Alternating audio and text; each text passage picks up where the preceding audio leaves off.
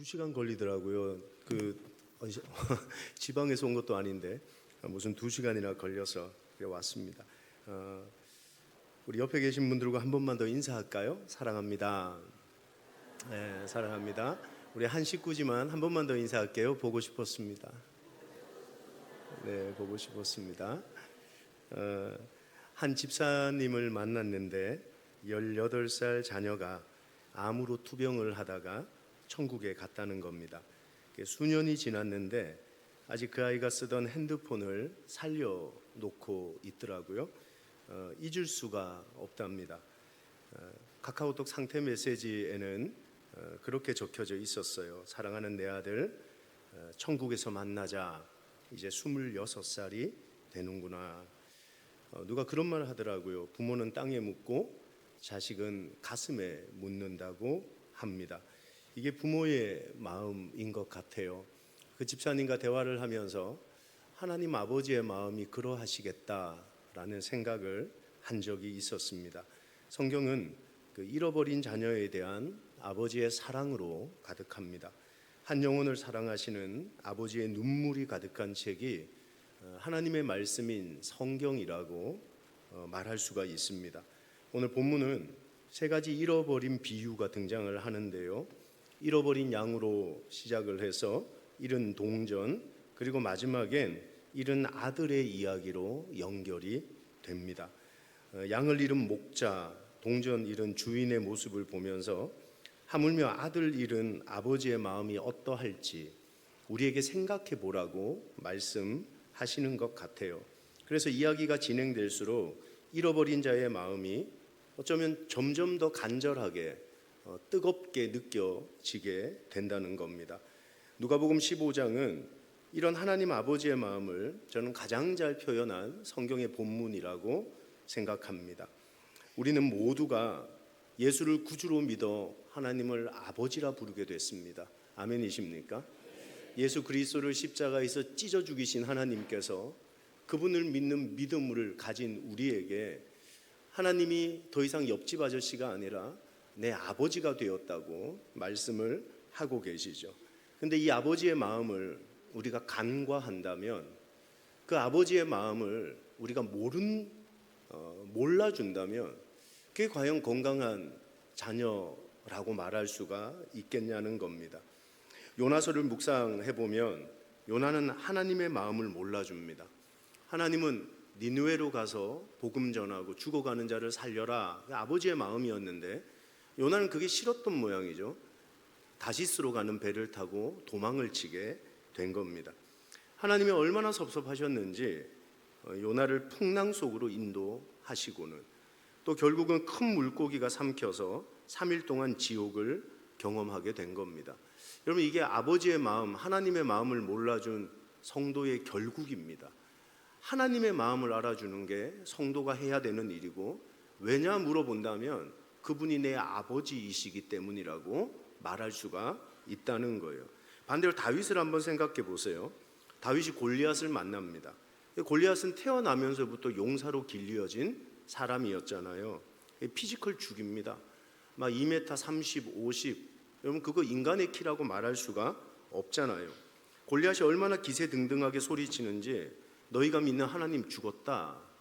그리고 너희도 우리의 종이 될 거다. 얼마나 하나님을 모욕하고 하나님의 군대를 모욕했는지 몰라요. 근데 골리앗이 너무 세다 보니까 다 뒷걸음질 치는 거죠. 잘난 놈, 멋진 놈, 똑똑한 놈들, 하나님 이름이 모욕당하는 그 순간에 싸워줄 줄 알았는데 누구도 하나님의 이름이 모욕당하는 순간에 싸우는 사람이 없고 도망가 버리더라는 거예요. 그때 17살짜리 다윗이 역사 위에 서게 됩니다. 모두가 도망치는 그 자리에 다윗이 뭐라 그럽니까? 야, 이 할례 받지 못한 놈아, 너는 칼과 창과 단창으로 내게 나오지만 난 만군의 여호와 하나님의 이름으로 나간다. 이러면서 돌멩이 몇 개 들고 쫓아나가는 겁니다. 네가 내 아버지 욕했냐? 네가 내 하나님 모독했냐? 다 도망쳤는데 다윗이 하나님 욕한 놈을 향해서 돌멩이 몇 개 들고 지 죽을 줄도 모르고 뛰쳐나가게 된 것입니다. 사랑하는 여러분, 하나님께서 다윗을 얼마나 귀하게 여기셨겠어요? 얼마나 소중하게 여기셨겠어요? 여러분, 이렇게 하나님의 마음을 알아줬던 다윗을 사도행전 13장 22절에 이렇게 표현합니다. 내가 이새의 아들 다윗을 만나니, 따라합시다. 내 마음에 맞는 사람이다. 저는 이 말씀이 내 마음 알아줬다 이렇게 보이더라고요. 야, 다윗이 내 마음 알아줬다. 놀라운 건 뭡니까? 하나님의 마음을 알아준 다윗이 목동이었는데 하나님이 그를 나라의 왕으로 세우시더라는 거죠. 여러분, 요즘 점프하는 게 어려운 시대라고 누가 얘기를 하더라고요.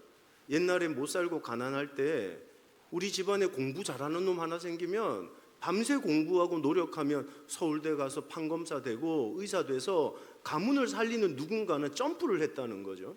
근데 요즘은 점프하는 사람이 없답니다. 누가 서울대 갑니까? 서울대 다니는 50% 이상이 강남에 잘 사는 아이들입니다.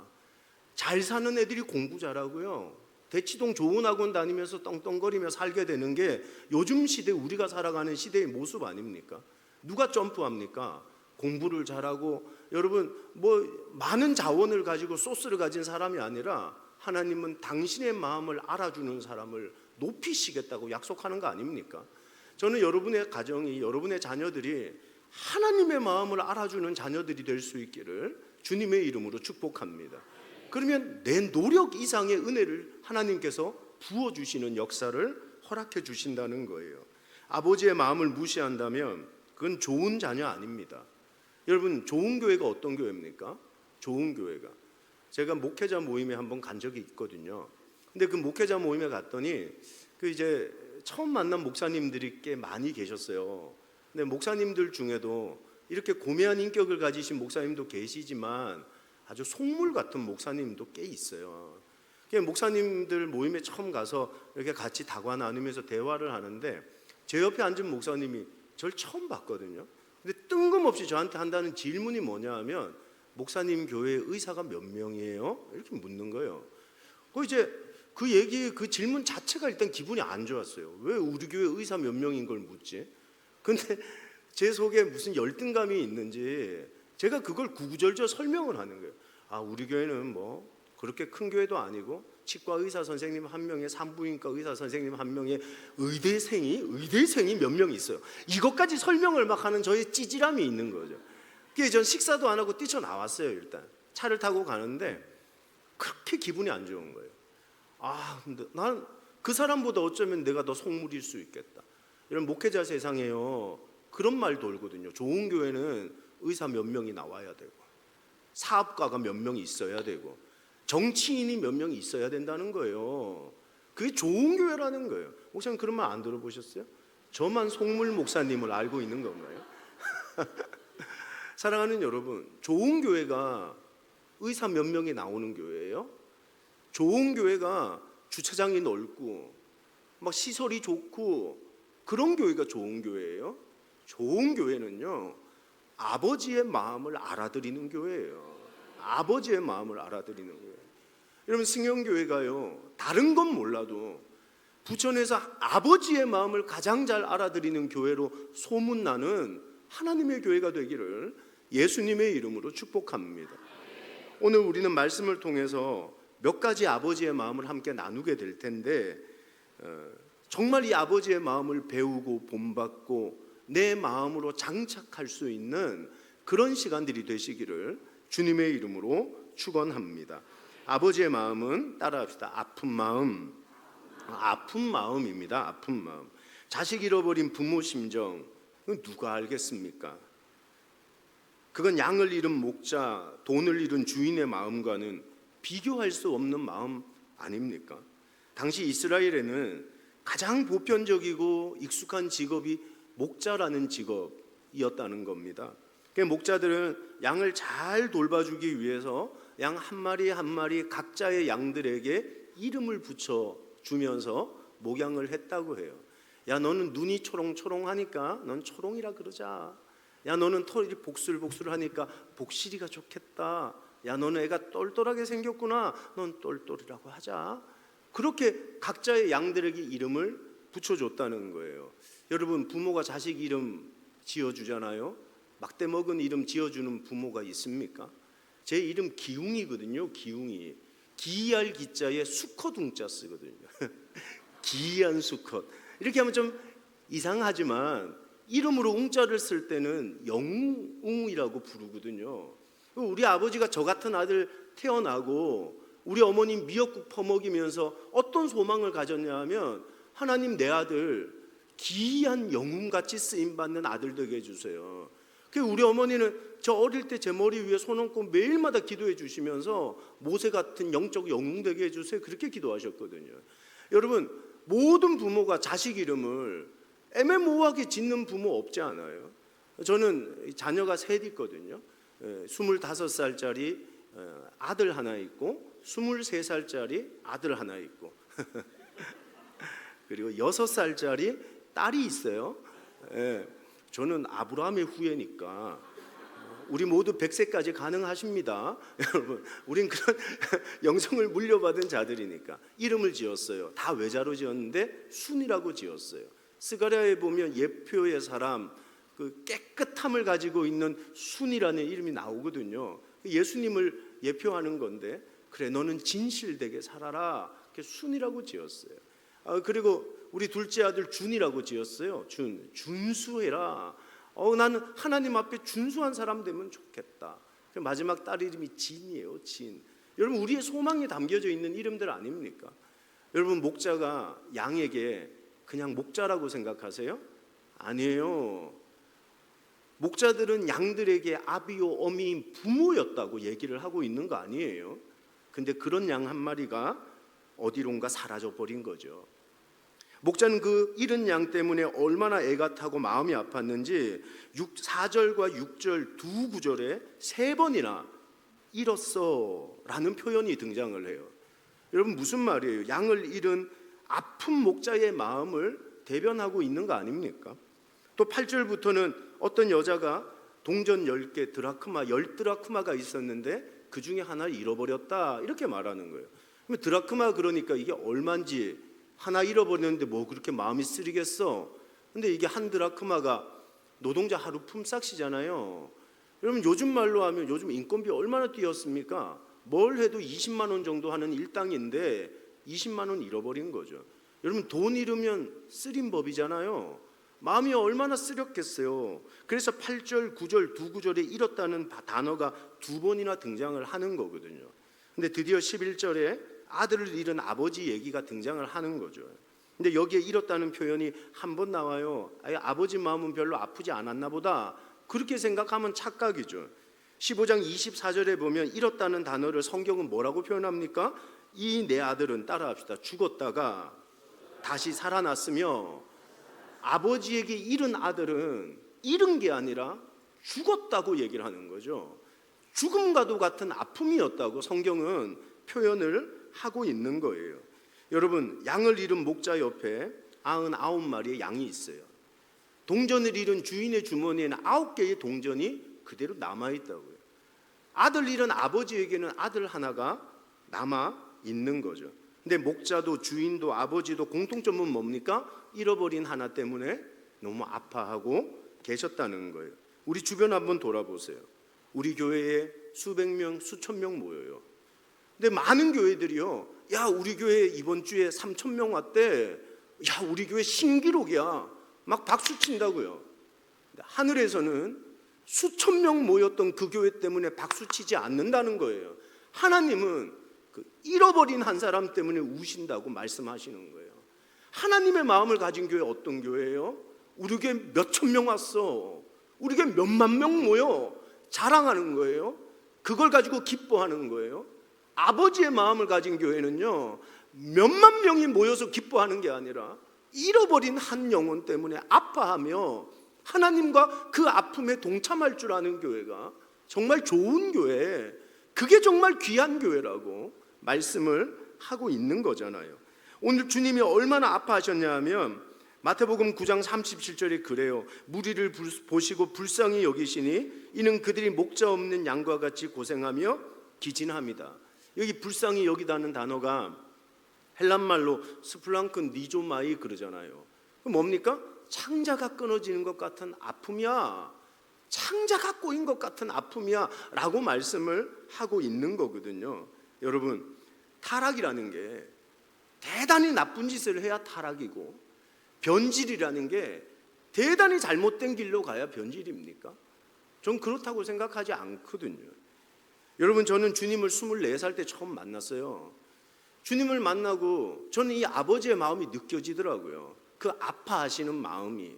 어느 날 새벽 기도를 마치고 청년 때니까 집을 이렇게 돌아가는데 이제 아양교라는 다리를 건너게 됐어요. 대구 아양교, 제가 대구에 살았거든요. 그 다리를 이렇게 건너는데 그 앞에 스님 한 분이 지나가고 계신 거예요. 얼마나 그 아픔이 느껴지는지, 오늘 새벽에 저 스님에게 복음을 전해야 되겠다. 24살 먹은 청년이 뜬금없이 그 새벽에 그 생각이 드는 거예요. 근데 스님이 산에서 사셨는지 발걸음이 엄청 빠른 거예요. 쫓아가려고 애를 썼는데 이 쉽사리 쫓아가질 못하는 거죠. 여러분, 저처럼 이렇게 크지 않은 사람들이 생각보다 발이 빨라요. 그래서 제가 엄청 빨리 걸었어요. 이제 어깨 하나 닿을 쯤 되는 거리에서 뒤에서 스님 그랬어요. 근데 스님이 깜짝 놀라시는 거예요. 그래서 그 놀란 틈을 타서 예수 믿으셔야 천국 갑니다. 얼굴도 안 봤어요. 그냥 등에 대고 한 말입니다. 예수 믿으셔야 천국 갑니다. 스님 이 어깨가 턱 처지는 게 보이더라고요. 되게 놀라셨나 봐요. 뭐 귀신을 본 듯이 놀랐는지 계속 가시는 거예요. 뒤를 안 돌아보고. 제가 계속 쫓아갔죠. 우리는 불굴의 한국인이니까 막 쫓아가면서 스님 예수 믿으셔야 천국 갑니다. 스님 예수 믿으셔야 천국 갑니다. 근데 이 인격 고매하신 스님이 참다 못 참으셨는지 한참을 가다가 그 다리 끄트머리쯤 가니까 뒤로 획 돌아보시는 거예요. 제 눈을 딱 보면서 그래요. 선생님, 제가 언제 선생님한테 절에 가자 그랬습니까? 사람 마음 왜 이렇게 불편하게 하십니까? 아침부터 그냥 가는 길 가시면 안 되냐는 거예요. 그럼에도 불구하고 저는 포기를 못 하겠는 거예요. 스님, 제 얘기 3분만 들어주세요. 요한복음 3장 16절 말씀을 외우고 사형리를 막 가르쳐 주기 시작했어요. 한 번만 따라서 저를 따라 기도해 보시고 정말 왜 이러시냐는 거예요. 여러분, 제가 이런 뜨거움을 가지고 있었다고요. 주님을 처음 만났을 때. 여러분, 주님 처음 만나고 중생의 은혜를 경험했을 때 한 영혼이 지옥 가는 것에 대한 아픔 때문에 괴로워해 본 적 없으세요? 그 마음이 너무 뜨거워져 본 적 없으세요? 저 이제 담임 목사 13년이 됐어요. 그로부터 29년이 지났어요. 사랑하는 여러분, 저희 교회에서 이제 종로구에 집이 있는데 종로구에 아파트가 없어요. 사택을 구해준다고 성북구에 있는 한 아파트 사택을 구해줬는데 너무 고맙게도 그 앞에 성북천이 이렇게 흘러요. 성북천 그 끝에 청계천하고 만나요. 산책하기 너무 좋은 곳이죠. 그래서 제가 그쪽으로 이사를 가고 난 이후에 성북천을 산책하는 게 제 삶의 유일한 취미가 돼버렸어요. 교회 사역을 끝내고 시간이 남으면 성북천에 가 산책을 한다고요. 그냥 막 산책을 하고 있었어요. 그날도 집사람이 같이 갈까요? 그러는 거예요. 아니요, 오늘 저 혼자 갈게요 하고는 산책을 하는데 뒤에서 이렇게 띠를 두른 어떤 아저씨가 뱀장수 목소리를 하는 뭔지 아신지 모르겠어요. 예수 천당 불신지옥 막 이러면서 옆에 가면 연세중앙교회라고 비슷한 목소리를 가지신 목사님이 계십니다. 이 하나님의 사람은 말이야 막 이러면서, 근데 그 목소리 비슷하게 막 복음을 전하는 거예요. 저를 따라오면서. 그래서 제가 스님처럼 좀 빨리 걸었어요. 이 어른이 생각보다 발걸음이 빠르신 거예요. 계속 쫓아오면서 제 귀에만 대고 말하는 것 같아요. 예수 천당 불신지옥. 사람 미치겠는 거예요. 스님 마음이 확 이해가 되더라고요. 내가 이 말씀을 드려야 되겠다. 나 불편하다고. 너무 불편하니까. 그래가지고 이제 뒤로 확 돌아보는데 성령님이 제 마음에 야, 너 변질됐다 이러시는 거예요. 너 그게 타락이다 그러는 거예요. 제가 너무 부끄러웠어요. 선생님, 저 불편합니다 라고 말하려고 뒤로 돌아봤는데 선생님 손을 딱 잡고 스타벅스로 데려갔어요. 커피 6잔을 종류대로 다 사드리고 목마르면 드세요. 그리고 끝까지 함구하고 고백하지 않았던 게 있어요. 내가 목사라는 사실을 결단코 말하지 않았어요. 여러분, 저는 깜짝 놀랐다고요. 우리가 주님을 처음 만났을 때 한 영혼을 향한 주님의 마음을 알았어요. 승연교회가 여기 처음 개척이 되고 처음에 함께 모였던 그 성도님들은 아버지의 마음을 알았다고요. 여러분, 하나님의 마음을 가지고 계세요? 아버지의 마음을 가지고 계세요? 한 영혼을 향해 아파하시는 그분의 마음. 시간이 지나가면 지나갈수록 진국 같은 그런 성도가 되기보다 변질되어져 가는 거 아니에요. 내가 그렇게 복음을 전했던 사람이었는데 이제 내 불편한 거예요. 야, 네가 목사 몇 년 차면 뭐하고, 네가 담임 목사 몇 년이 되면 뭐하냐. 너 점점 더 변질돼 가는데, 그게 아버지가 저에게 주시는 울림이었던 거죠. 사랑하는 여러분, 우리 부천 승연교회가 날이 가면 가고 시간이 지나가면 지나갈수록 아버지의 마음을 더 깊이 있게 깨닫게 되는 교회가 되기를 주님의 이름으로 축원합니다. 전 참 오는 길이 막혀서 불편한 것도 있었지만 행복했어요. 저 한성교회에서 사실 4년 11개월 사역했거든요. 53명이었던 한성교회 청년부가 4년 11개월 만에 하나님이 얼마나 큰 은혜를 많이 주셨는지 1200명이 됐어요. 제가 청년부 초창기에 가장 많이 왔던 동네가 여기예요. 여기 카톨릭 대학, 여기 유한대학, 여긴 제 밭이죠. 거의 여기서 살다시피 했죠. 아침에 전도 오고 점심에 전도 오고 저녁에 전도 왔었어요. 그 어떤 많은 청년 사역자들이 찾아와서 어떻게 하면 청년부가 부흥하냐요. 근데 저는 아무리 설명을 하려고 해도 그 방법론에 대한 이야기를 잘 못하겠는 거죠. 어느 날 기도를 하는데, 하나님, 저도 뭐 이야기할 수 있는 거리를 좀 가르쳐 주세요. 기도를 하는데 하나님이 저한테 어떤 장면을 탁 보여주세요. 그게 개봉역에서 전도를 하는 장면이었어요.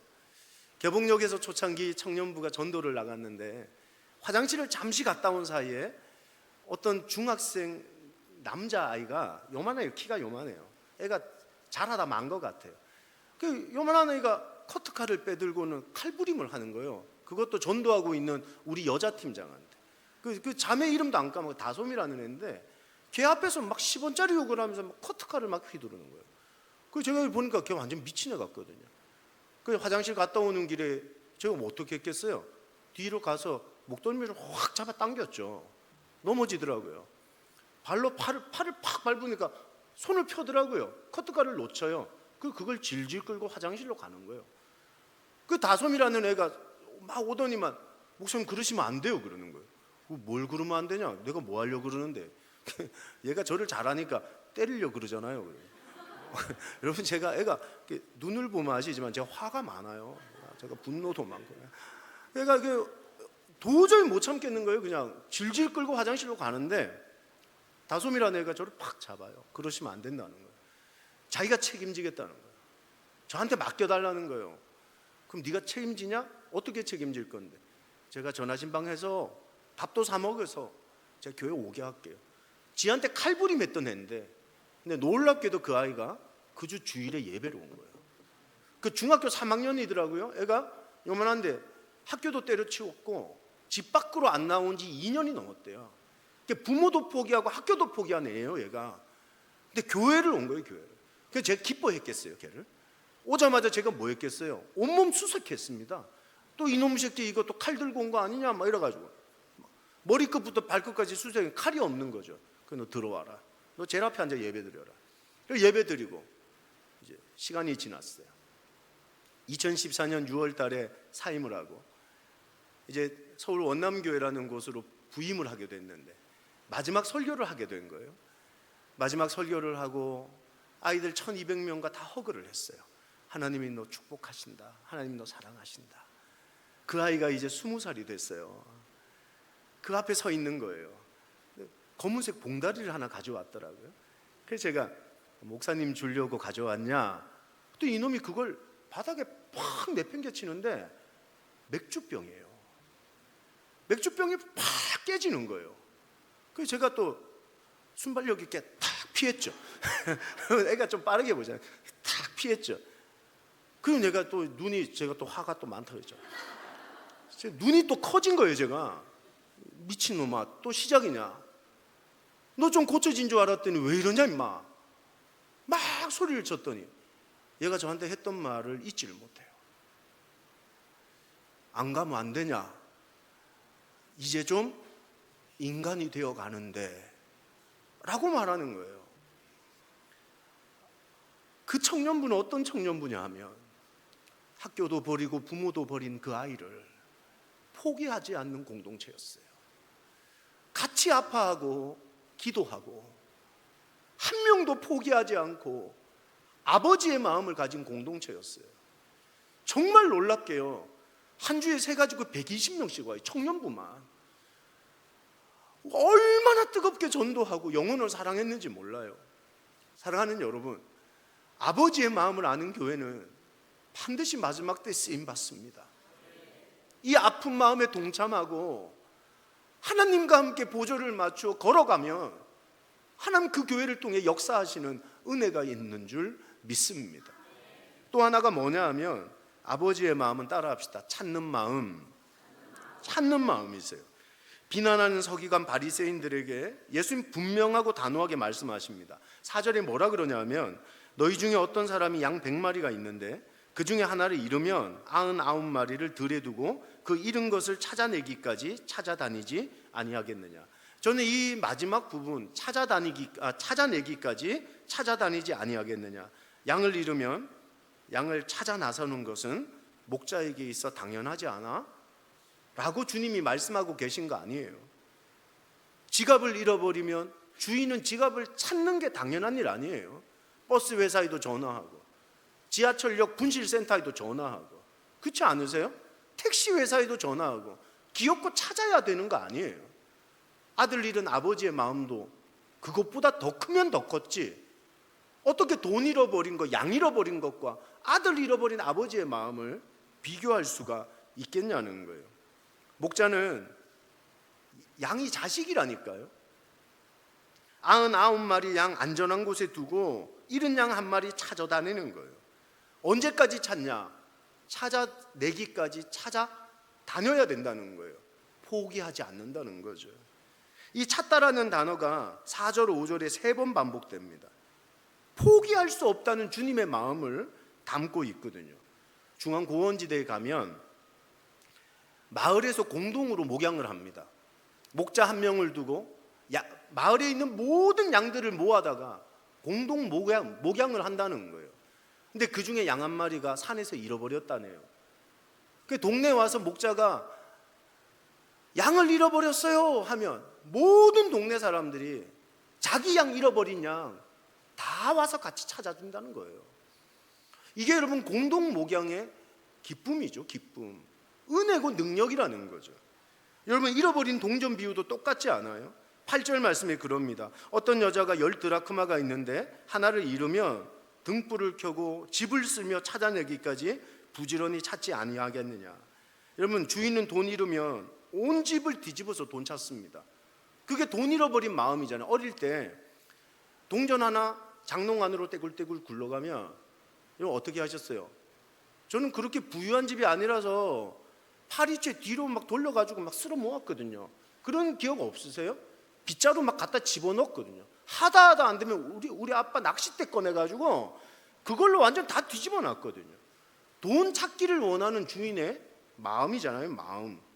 여러분 우리 삶에 돈 그만큼 소중하다라고 말할 수가 있잖아요. 찾다라는 단어가 여기에도 8절 9절이 몇 번? 3번 반복됩니다. 코로나 때 저희 교회는 그 젊은이 한 300명, 어른 한 70대 이상의 어른 한 350명, 주일학교 한 120명 이렇게 모여요. 그러니까 이게 청년들 반, 장년 반, 주일학교 이렇게 모이는 그냥 이상한 교회예요. 50대 60대도 없어요. 다 상처받고 교회를 많이 떠났어요.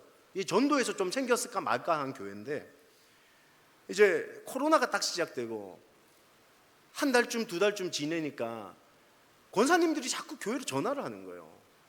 교회를 전화를 해서 뭐라 그러냐 하면 목사님 보고 싶어 이러는 거예요. 이분들이 연세가 많다 보니까 웬만한 목사한테는 말을 잘 안 높여요. 목사님 보고 싶어 뭐 이런 거예요. 콧소리 내면서. 그럼 저는 그게 진짜 보고 싶은 건 줄 알고 권사님 저도 보고 싶어 이러면서 막 셀카 찍어서 보내드리고요. 막 동영상 찍어서 막 정교인들한테 문자로 카카오톡으로 막 보내드리고 이랬어요. 보고 싶어 하는 건 줄 알고. 근데 어느 날 이제 바른 말하기 좋아하는 권사님들 있잖아요. 이제 여러 권사님들의 소리를 모아 목사님에게 이 여론을 가르쳐 드리는 한 권사님이 계신데 이분 전화를 하신 거예요. 목사님 요즘 권사님들이 전화 많이 하지? 그래요. 예 권사님. 왜 갑자기 이렇게 전화를 하시는지 모르겠어요. 목사님 권사님들이 목사님 보고 싶다 그러지? 그래요. 너무 보고 싶다 그래서 사진 찍어 보내드렸어요. 동영상 찍어 보내드렸어요. 그랬더니 그거 사실 보고 싶다는 말도 있는데 헌금을 내고 싶은데 저희 교회는요 어른들이 6.25 때부터 전쟁통에도 예배를 드렸던 분들이에요. 이분들이 예배를 안 드리는 게 하나님 앞에 너무 죄송하고 헌금을 못 한다는 게 너무 이상한 거예요. 몇 주치 헌금을 이만큼씩 싸두시는 거예요. 한 주 헌금을. 저는 속도 모르는 이 젊은 목사가 뭐라 그랬냐 하면 온라인 헌금하면 되지요. 세상에 온라인 헌금을 못 하신다는 거예요. 와, 그때 알았어요. 코로나 오고 교회 재정 좀 어려웠잖아요. 교회로 전화가 오면 얼마나 기쁜지. 목사님 보고 싶어. 권사님 조금만 기다리세요. 내가 지금 당장 갈게요. 5분 만에 갑니다. 그래 가서 헌금 받아오고. 목사의 사역이란 게 별거 있습니까? 보고 싶다 그러면 찾아가서 헌금 받아오고 이만큼씩 주세요. 진짜 막 대단한 어른들이세요. 충성된 고객이시죠. 어느 날 구기영 권사님이라는 분한테 전화 왔어요. 목사님 보고 싶어. 권사님 알겠어요. 이제는 뭐 사진 찍어서 안 보내요. 목사님 알겠어요. 권사님 알겠어요. 10분이면 가요. 부목사님 한 명 운전시키고 갔어요. 아파트 띵동띵동 눌렀더니 목사님 그래. 권사님 기도 한번 할게요 하고 기도 딱 하려고 했더니 권사님 그래요. 오늘은 오랜만에 오셨는데 마스크 끼고 지난주에 하셨던 설교 그거 한번 예배 삼아 구역 예배 삼아 가정 예배 삼아 신방 삼아 한번 해주고 가시면 안 돼요? 그래요. 예 권사님 그럴게요. 근데 사람 많이 들어오는 건 부담되니 부목사님은 차에 가 계셔 이러는 거예요. 그 부목사님 차에 가 계시고 저 혼자 들어가서 마스크 끼고 예배를 드리는 거예요. 우리 사도신경으로 신앙 고백할게요. 전능하사 천지를 만드신 사도신경 딱 두 마디 했거든요. 전능하사 천지를 만드신 하나님 아버지를 내가 믿사오며. 근데 이 권사님이 제 손을 툭툭 치는 거예요. 그래서 눈을 떴어요. 사도신경 하다마다 눈을 뜨고 왜 그러세요? 그랬더니 큰일 났어요. 이래요. 뭐가요? 모아뒀던 헌금이 없어졌어. 그러는 거예요. 분명히 목사님 오시기 전까지 목사님 오면 드려야 된다 그러고 어딘가 넣어놨는데 자기는 성경책에 꽂아둔 줄 알았대요. 근데 없다는 거예요. 여러분 그 질로 예배드리는 목사는 돈을 찾기 시작했어요. 예배가 어디 있습니까? 돈이 없어졌는데. 여러분 그 집 손녀가 친다는 피아노를 제가 들었다 놨습니다. 권사님 주무시는 그 돌침대 그거 제가 들었습니다. 제가 제가 1시간 동안 안 내려오니까 우리 부목사님이 전화 온 거예요. 목사님 왜 안 내려오시냐고. 지금 잠시 와봐. 돈을 찾아야 되는데 돈을 못 찾겠어. 1시간을 넘게 돈 찾았어요 목사가. 근데 이 권사님 구기영 권사님이 93세시거든요 권사님 그러시는 거예요. 난 저 여자 저게 의심스러웠다는 거예요. 예? 그랬더니 저 요양보호사 저 여자가 항상 눈매가 안 좋다는 거예요. 아까 여기서 왔다 갔다 한 건 저 사람밖에 없는데 사람을 막 의심하시는 거죠. 그때 제가 저 정신이 팍 들더라고요. 권사님 우리 이럴 땐 다시 예배하는 거죠. 우리 다시 예배합시다 하고 사도신경하고 설교하고 축도했어요. 지금은 우리 구주 예수 그리스도의 은혜와 아멘 하고 눈을 딱 뜨니까 이 권사님이 생각이 나는 거예요. 벌써 눈을 떠 계시더라고요. 제가 그 피아노 들었다 놨다 때 피아노 의자 위에 있었던 피아노 그 전화번호부 책이 있는데 그 전화번호부 책을 가져와 보라는 거예요. 그 가져오니까 스르르 하는데 거기에서 자그만치 헌금 봉투가 9개가 나와요. 거기에 다 하나하나 꽂아 두신 거예요. 여러분, 돈 잃어버리면 목사도 찾아줍니다. 신방간 목사도 돈의 소중함을 아니까 유튜브로 누군가의 설교를 듣다가 안산 땅 얘기를 들었는데 너무 웃긴 거예요. 안산 땅 얘기 아세요? 살아생전에 아버지가 자식들만 만나면 안산 땅이 아깝다는 거예요. 안산 땅이. 그때 그 안산 땅을 너무 아깝다는 아시는구나. 너무 아깝다는 거예요. 그래서 아버지가 갑자기 돌아가셨어요. 아들이 장례를 다 치르고 난 다음에 아버지 짐을 이렇게 정리하다 보니까 문득 안산 땅 생각이 나는 거예요. 어머니한테 전화를 해가지고 엄마, 그 아버지가 그 아깝다고 말했던 그 안산 땅 말이야, 우리 그거 찾아옵시다. 고소라도 하고 고발이라도 해서 다시 우리 찾아와야 되지 않겠냐는 거예요. 그 어머니가 너무 야 무슨 안산 땅을 얘기하는 거냐, 아버지가 살아생전에 자주 말씀하셨던 그 안산 땅 있잖아요. 어머니가 아이고 야야, 그건 산 땅, 안산 땅. 우리는 안산 땅도 찾으려고 하죠. 그게 우리의 마음입니다. 우리의 마음. 근데 정말 마음 아픈 얘기는 그 다음에 나와요. 아들을 잃은 아버지가 있는데 이 아버지에게는 아들 하나가 있거든요. 근데 누구도 아들을 찾아주지 않는 거예요. 양을 잃어버려도 온 마을 사람들이 한 마리 양을 찾으려고 뛰쳐나왔는데, 돈을 잃어버려도 목사도 돈을 찾아주려고 피아노를 들었다 놨는데, 아들을 잃어버렸는데 잃어버린 아들을 찾아줄 사람이 아무도 없는 거예요. 아버지 절망하는 거예요. 절망했던 게 뭐냐 하면 첫째 아들이에요. 여러분, 첫째 아들은 왜 동생 찾으러 안 갔을까요? 왜일까요? 고대 시대에 아버지의 유산은 n분의 1방 아니에요, 여러분. 고대 시대 아버지 유산은 다 누구 거예요? 그게 장자권이라는 거예요. 그게 100% 장자권입니다, 그거. 근데 이 둘째 아들 동생이 뭘 가지고 갔어요? 유산 가지고 갔어요.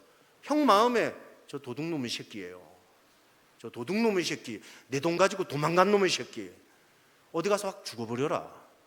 그게 형 마음 아닙니까? 충분히 그런 마음 먹을 수 있지 않아요? 인생을 살다 보니 아버지 거기 절망하는 거예요. 야, 지 돈 그거 날렸다고 잃어버린 동생 안 찾아주는구나. 아버지가 너무 마음 아픈 거예요. 저는 이남 일녀, 저희 누님, 제 동생 이렇게 있어요. 근데 제 남동생은 지적장애, 정신지체 2급 장애인이에요. 이 친구는 어릴 때부터 환절기만 되면 눈이 이렇게 싹 돌아가요. 보여요, 그게. 아, 제가 또 이상한 생각을 하고 있구나. 그게 느껴질 정도니까요. 그게 이제 어느 정도냐 하면 중학교, 고등학교 시절에 이 아이가 학교에서 자퇴를 하고, 왜냐하면 학교를 안 가려고 그러니까, 아이들이 놀리고 때리니까 학교에 자퇴를 하고 이 환절기 때가 되면 집에 있는 돈을 싹 끌어모아 훔쳐나가요. 그러면 한 달이든 두 달이든 길게는 6개월까지 집을 안 들어온 적이 있어요. 제가 군대를 가 있었을 때인데 항상 동생이 걱정되니까 엄마한테 전화를 자주 드렸어요. 엄마 별일 없지? 별일 없대요. 그 다음날 또 전화 드려서 엄마 별일 없지? 별로 없대요. 그 다음날 또 전화를 드렸는데 그러는 거예요, 우리 엄마가. 야, 기웅아, 너 군대에 있어 걱정할까 봐 얘기를 안 했는데 네 동생 집 나간 지 2달이 됐다 그러는 거예요. 엄마, 그러면 실종신고를 해야지. 아무리 찾아도 없어서 실종신고를 했다는 거예요. 그래서 제가 중대장님한테 가서 휴가를 달라 그랬더니 너 아버지도 있고 누나도 있고 너한테 휴가 못 준다 그러는 거예요. 그래서 이제 결국 휴가를 못 가게 됐죠. 이 아이가 6개월 만에 집에를 와요. 얘가 대구에서 있는 돈을 다 쓰고 노숙을 하다가 무슨 생각이 들었는지 무임승차를 해서 부산으로 가는 기차를 타요. 부산역에 내려서 거기서 또 노숙 생활을 했겠죠. 근데 어느 날 승합차 한 대가 서더래요. 어떤 남자가 내리더니 야, 밥 사줄 테니까 타라. 인신매매를 당했어요. 전라도 지도라는 섬 아세요? 들어보셨어요? 지도표 성경김? 그 지도표가 브랜드명이 아니라 지도라는 섬 이름입니다. 전라도 지도라는 섬에 성경김이 나온대요. 근데 얘가 그 지도라는 섬에 멸치잡이배에 인신매매를 당한 거예요. 근데 얘가 지능이 좀 낮다 보니까 아침에 자고 일어나면 파출소 앞에 이렇게 앉아 있더래요. 들어갈 용기는 없어요. 두들겨 맞으니까. 파출소 앞에 이렇게 앉아 있대요. 그럼 선장이 와서 걔를 데려간대요. 또 앉아 있대요. 그저 성령이 하신 일이라고 생각하는데 어느 날 이 선장 마음에 두려움이 생겼나 봐요. 야, 이러다가 제가 경찰에 나 이러이러해서 여기 왔다 라고 얘기라도 하면, 여러분 인신매매 그게 웬 말입니까? 1995년도였는데 그때 있었나요? 아니 그게 웬 말입니까?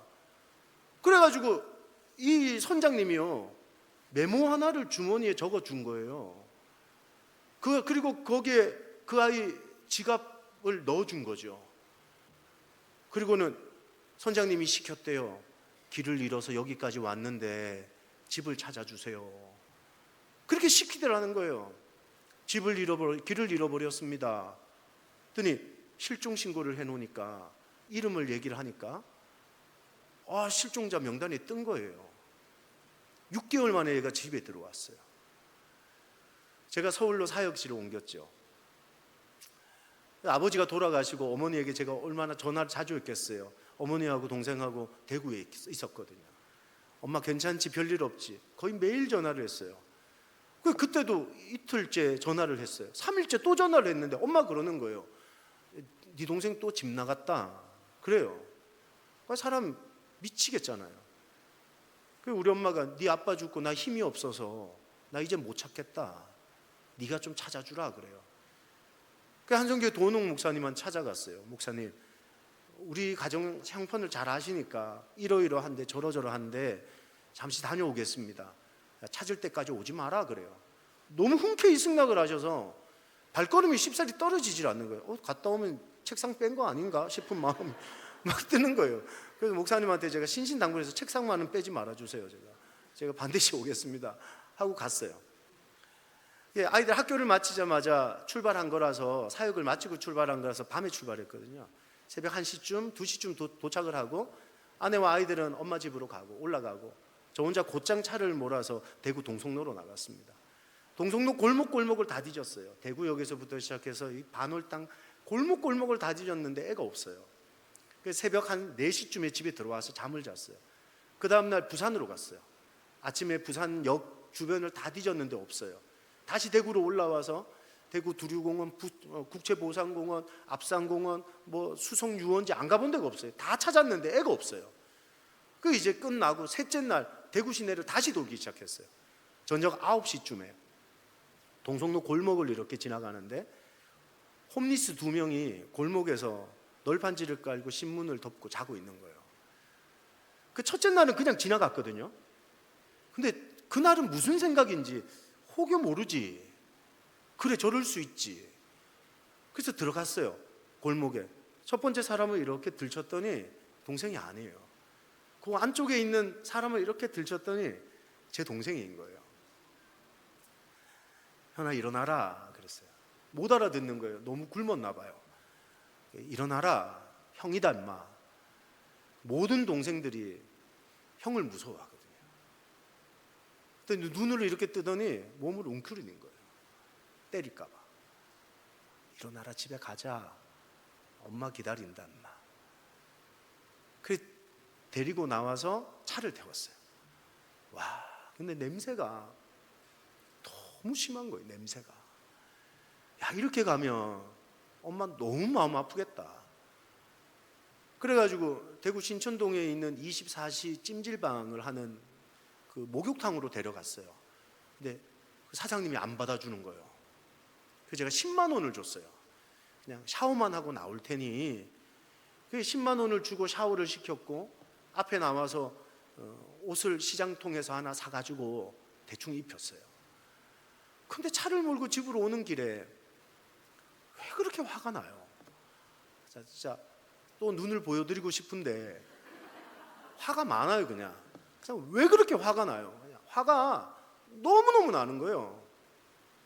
집에 도착해서 계단을 올라 집 문을 열고 바로 방으로 쳐넣었어요. 얘를.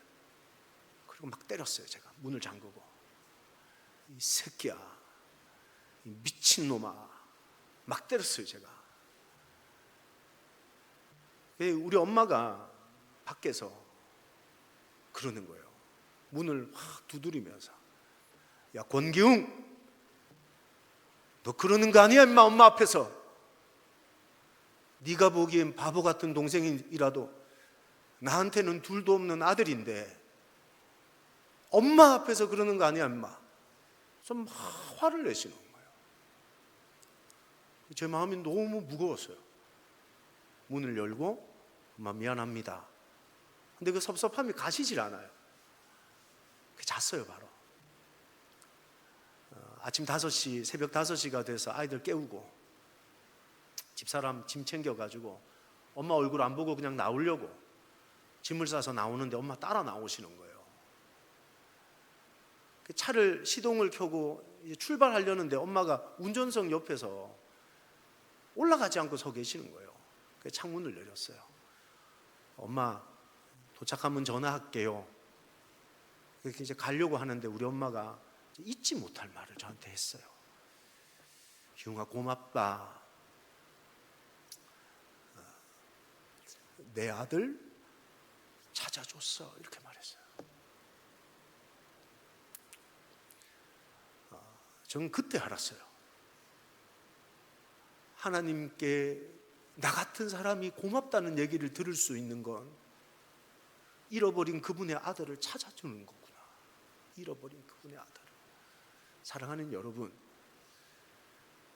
여러분 주변에 잃어버린 하나님의 자녀가 많아요?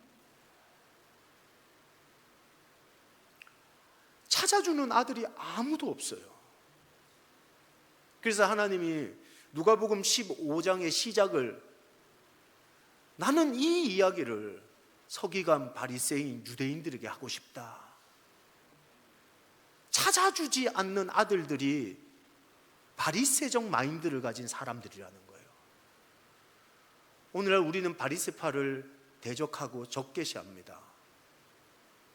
근데 그냥 내가 예배 드리는 게 좋아서 교회를 나오는 것만으로 만족해서 아버지의 잃어버린 자녀를 찾아주지 않는다면 당신이 바리새적 신앙생활을 하고 계신 거 아니에요? 그토록 배격하는, 그게 오늘 우리 교회의 모습이고 우리의 마음이거든요. 당신의 가정에는 잃어버린 아버지의 자녀가 없습니까? 여러분이 그토록 좋아하는 친구 중에는 잃어버린 아버지의 자녀가 없습니까? 우리가 하나님 앞에 얼마를 헌금했고 무엇을 헌신했냐? 그게 아니라 잃어버린 그 자녀를 찾아드릴 때 고맙다 기웅아, 잃어버린 내 아들 찾아줘서.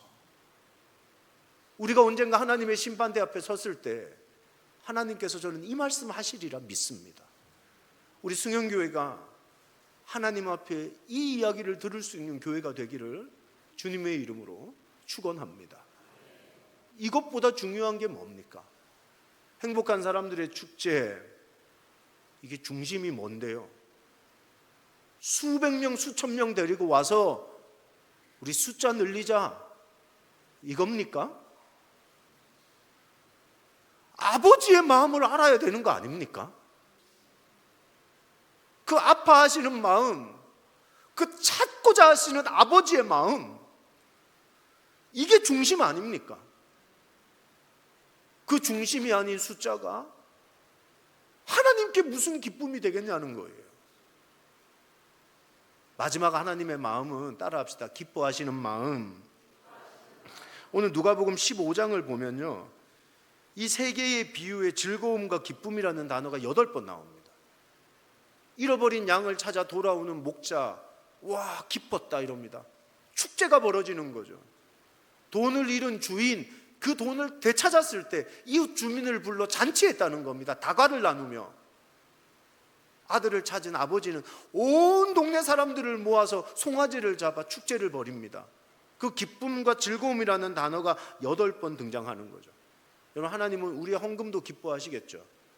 우리 예배도 기뻐하시겠죠. 근데 하나님이 덩실덩실 춤을 추며 축제가 벌어질 만큼의 기쁨은 언제 일어나는 겁니까? 한 영혼이 돌아올 때입니다. 잃어버린 아버지의 자녀를 찾아드릴 때 하나님이 그토록 기뻐하신다고 말씀하고 계신 거 아니냐는 거예요.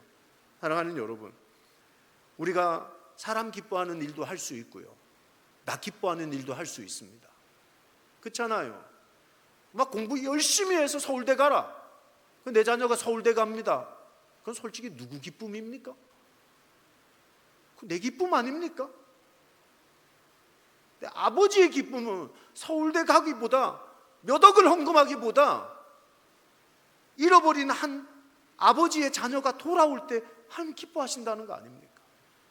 그 KBS 개그우먼 중에 문영미라는 분 계신데, 그분 저희 교회 전도와 영적 전쟁 몇 년 전에 강사로 모셨어요. 그랬더니 그분은 그냥 재밌게 생긴 분인 줄 알았더니 감정이 너무 감동이 되는 거예요. 방송을 그만두고 잘 사실 줄 알았는데 암에 걸린 거예요. 암에. 그래가지고 자기가 암 치료를 하고 수술을 받고 그래 있다 보니까 어느 날 어떤 마음이 문득 들었냐 하면, 내 평생 내 기쁨을 위해 살았는데 내가 참 죽기 전에 한 번이라도 하나님이 기뻐하시는 일을 해보자. 이 성령이 주시는 마음 아닙니까? 하나님이 기뻐하시는 일을 한번 해보자. 근데 그게 뭔지를 모르겠더래요. 헌금을 할까? 아니 뭘 하지? 고민을 하고 있는데 어느 날 주일에 아픈 몸을 이끌고 예배를 드리는 목사님이 전도 얘기를 하시더라는 거예요. 하나님이 이걸 기뻐하시는구나 라는 걸 자기가 깨달았대요. 그리고 자기가 전도를 하려고 사람들한테 얘기를 했더니 사람들이 만류하더라는 거예요. 뭐 하는 거냐? 지금 네 몸으로 뭘 하자는 거냐? 하지 말라 그랬다는 거예요. 근데 자기는 언제 죽을 줄도 모르는 몸, 하나님이 기뻐하시는 일 한번 해보다가 죽자, 이게 어차피 자기의 마음이고 중심이었으니 전도를 하기 시작했다는 거예요. 열매가 얼마가 있었는지 그건 기억이 안 나요. 근데 하나님이 기뻐하시는 일을 한번 해보자라는 중심, 그걸로 이 전도를 시작했는데 어느 병원에 갔더니만 암덩어리가 사라졌다는 거예요. 여러분, 놀라운 간증 아니에요? 저는 목회의 철학이 뭐냐 하면, 우리가 행축을 해가지고 몇 명이 올 거다, 그것보다 하나님이 기뻐하시는 일을 하는 교회가 되자. 한 명이 오더라도 좋고 안 와도 좋으니. 여러분, 제가 유한대 몇 번 왔다고 했어요. 저 하루에 3번씩도 온 적이 있어요. 그렇게 전도해가지고 몇 명이 왔겠어요? 자그마치 8개월 동안 아무도 안 와요. 청년들이 저한테 데모를 하기 시작했어요. 이걸 왜 합니까? 막 가서 막 굽신거리고 막 쪽팔리고 왜 이따위 짓을 하냐는 겁니다, 저한테. 근데 제가 그때 했던 말이 뭐냐 하면, 얘들아, 사람 몇 명 오게 하려고 하냐? 하나님이 기뻐하시는 일을 하다 보면 하나님이 영혼을 보내주시는 거 아니냐? 우리 믿음으로 고백하자. 그리고 여러분, 아무도 안 와도 매주 나가는 거고 매일 나가는 겁니다. 막 카대, 유한대, 동양공전. 여러분, 저 동양공전에서 혼자 전도하다가 전도 같이 할 사람 없어가지고 6번을 쫓겨나면 6번을. 그게 함성교회 청년부의 전도의 시작인데 6번 딱 쫓겨나가지고 후문에 딱 쫓겨나서 전도를 혼자 하는데, 그래서 제가 미친놈이죠. 전도 혼자 가는데 거기다가 야쿠르트 300개를 가지고 그걸 정성을 들인다고 다 깐 겁니다. 낱개로 빨대 다 꽂은 거예요. 그걸 자판에 쭉 깔아놨는데 교무처장 선생님이 오시더니 나가라는 거예요. 미치겠더라고요. 300개 야구르트를 어떻게 다 옮깁니까? 6번이나 그 짓을 했다니까요. 근데 그 다음날 제 전도를 또 나가는데 동양공전으로 세상에 전화가 온 거예요. 여보세요, 목사님 저 누군데요? 너 웬일이야? 목사님 어제 쫓겨났다면서요? 그래. 너 그거 어떻게 하냐? 우리 순원이 그 학교를 다닌대요. 목사님 봤다는 거예요. 그래서 제가 누군지 묻고 찾아내가지고 죽여버리려다가 도와주지 말이에요. 근데 부끄러워서 찾아가지 못하고 순장인 자기한테 전화했다는 거예요. 오늘부터 목사님 저하고 같이 다녀요. 그렇게 시작된 전도인 거예요, 그게. 여러분 진짜 몇 개월 동안 아무도 안 왔어요. 2010년 2월 달에 한 명이 다 왔어요. 그리고 2014년 6월 제가 사임을 하는 그때까지 단 한 주도 빠짐없이 새 가족이 오기 시작했어요. 아까 말씀드렸죠. 많이 올 땐 한 주에 120명의 청년들이 신도림역에서 신림역에서 전 안 다닌 대학이 없거든요. 전 안 가본 캠퍼스가 없거든요. 모든 캠퍼스에서 한성교회 지하철이 옵니까? 경전철이 있습니까? 남부순환로가의 똥색 건물, 그게 한성교회거든요. 유명하지도 않던 그 교회 청년들이 몰려들기 시작하는 거죠. 하나님이 기뻐하시는 거예요. 그래서 원남교회 처음 가서 우리 장로님들 8명 앉혀놓고 그 얘기 했거든요.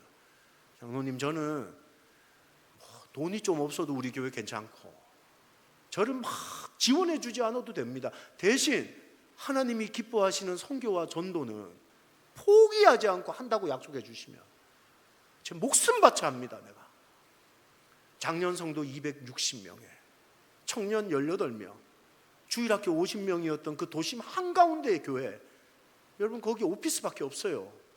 사람 안 삽니다. 사람 살아봤자 외국 이주 노동자, 그 미싱하는 우리 교회 뒤편의 집들 중에 사는 가구는 98가구밖에 없습니다. 사람 안 삽니다. 근데 거기에서 13년 동안 전도만 했습니다. 체육대회 한 번 한 적 없고 하나님이 기뻐하시느라 믿었습니다. 18명 청년이 300명이 됐고, 여러분 250명 작년이 450명까지 갔다가 코로나 때 많이 돌아가셨어요. 진짜 많이 돌아가셨어요. 100명이 그냥 또 천국 가버렸어요. 기쁜 일인데 천국 가셨으니까. 근데 교회적으로는 너무 타격이 커요. 주일학교 지금 120명 모여요. 기적 같은, 여러분 별거 아닌 것 같죠? 여기 사람 막 쎄비렸어요. 쎄삐까리. 경상 쎄삐까리라는 말은 많다 이런 뜻입니다.